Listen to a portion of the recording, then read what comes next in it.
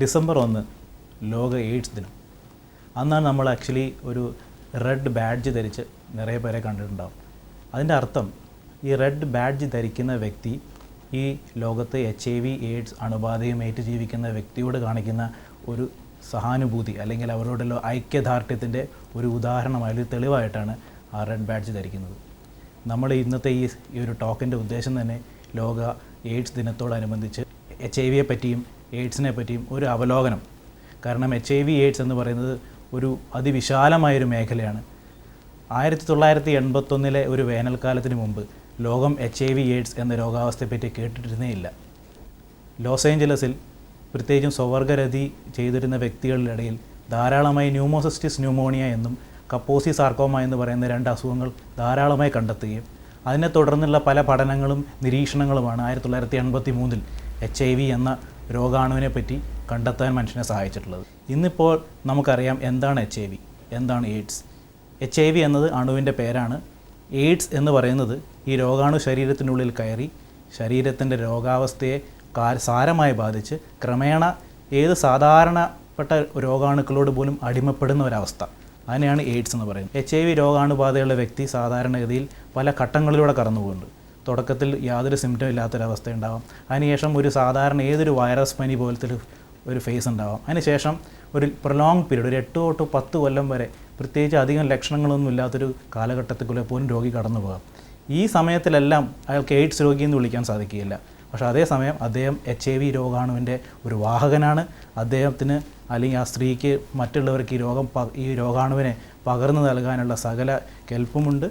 ശരീരത്തിലെ CD4+ കോശങ്ങളെയാണ് HIV ഏറ്റവും കൂടുതൽ ബാധിക്കുക. നമ്മുടെ ശരീരത്തിൻ്റെ രോഗപ്രതിരോധ ശക്തിയെ ഏറ്റവും സാരമായി ഏറ്റവും ഒരു പ്രധാനപ്പെട്ട ലെവലിലുള്ള ഒരു കൺട്രോൾ ചെയ്യുന്ന ഒരു ഗ്രൂപ്പ് വെളുത്തണുക്കൾ.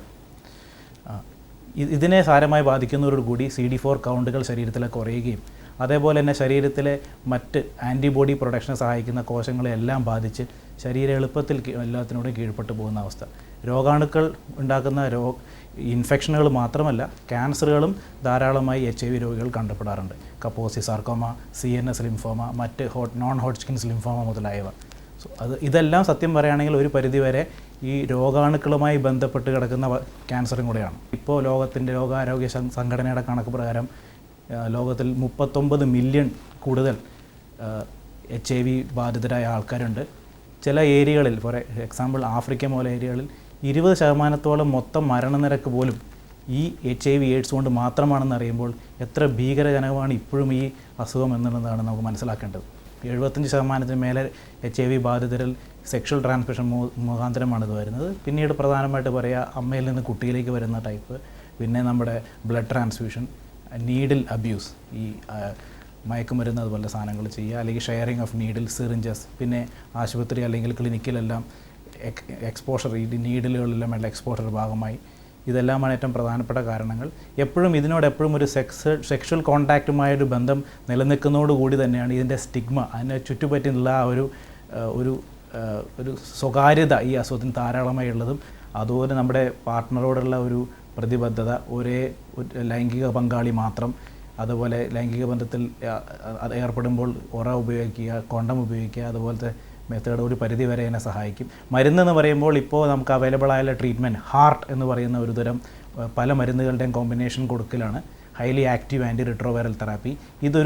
അതിനൊരു ക്യൂർ അല്ലെങ്കിൽ അതിനൊരു ശാശ്വത പരിഹാരമല്ല, അസുഖത്തിനെ കീഴ്പ്പെടുത്താൻ സാധ്യമല്ല. പക്ഷേ അസുഖവുമായി ജീവിക്കുന്ന വ്യക്തിയുടെ ജീവിത കാലയളവിനെ നീട്ടിക്കൊണ്ടുപോകാൻ സഹായിക്കും. ഒരു ഘട്ടത്തിലേക്ക് HIV മരുന്നുകളും എത്തിച്ചേരും എന്നാണ് നമ്മുടെ പ്രതീക്ഷ. എന്നാൽ ഭാവിയിൽ HIV-ക്കെതിരെയുള്ള ഒരു വാക്സിൻ കണ്ടുപിടിക്കാൻ സാധ്യതയുണ്ട്, ശാശ്വതമായുള്ള ട്രീറ്റ്മെൻറ്റ് വരാൻ സാധ്യതയുണ്ട്. പക്ഷേ അതെല്ലാം ഇപ്പോഴത്തെ ലെവലിൽ പറയാൻ സാധ്യമല്ല. ഇപ്പോഴത്തെ ലെവലിൽ വെച്ചിട്ട് പറയുകയാണെങ്കിൽ ഇതിന് വരാതിരിക്കാനുള്ള ഒരേ ഒരു വഴി, ഇത് വരാതിരിക്കാൻ തടയുക. ഈ ഡിസംബർ 1 നമ്മുടെ ഈ അസുഖത്തിനെ പറ്റിയുള്ളൊരു യഥാർത്ഥ ബോധം എല്ലാവരുടെ ഉള്ളിൽ വരട്ടെ. ഇത് വരാനുള്ള വഴികൾ നമ്മൾ ചെന്ന് ചാടാതിരിക്കട്ടെ എന്ന് പ്രാർത്ഥിച്ചുകൊണ്ടും ആശംസിച്ചുകൊണ്ടും ഞാൻ വാക്കുകൾ നിർത്തുന്നു.